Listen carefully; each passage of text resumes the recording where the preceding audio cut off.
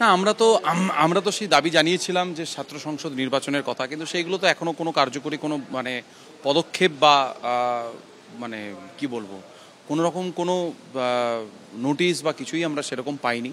একটি student unit room ছিল, যেটা তৃণমূল ছাত্র পরিষদের মেডিকেল সেল ডিজলভ হয়ে যাওয়ার পরে সেই রুমটি বন্ধ হয়ে যায়, যেহেতু পরবর্তীকালে অন্য কোনো তৃণমূল ছাত্র পরিষদের ইউনিট রুম বানানো হয়নি তাই। কিন্তু আমাদের একটি কমন রুম ছিল, সেই কমন রুমটি প্রিন্সিপালের আদেশে বন্ধ হয়ে গেছে। অবশ্যই ভোট হোক, এটাও আমরা চাই। 2013 থেকে 2025 এতদিন অবধি এখনো পর্যন্ত ছাত্র সংসদ নির্বাচন হয়নি।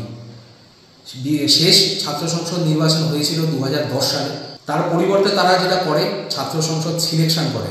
এই সিলেক্টেড ছাত্র ইউনিয়ন তারা ছাত্রদের কাছ থেকে জোর করে টাকা তোলা, এই অগণতান্ত্রিক পরিবেশ অবিলম্বে বন্ধ হওয়া দরকার।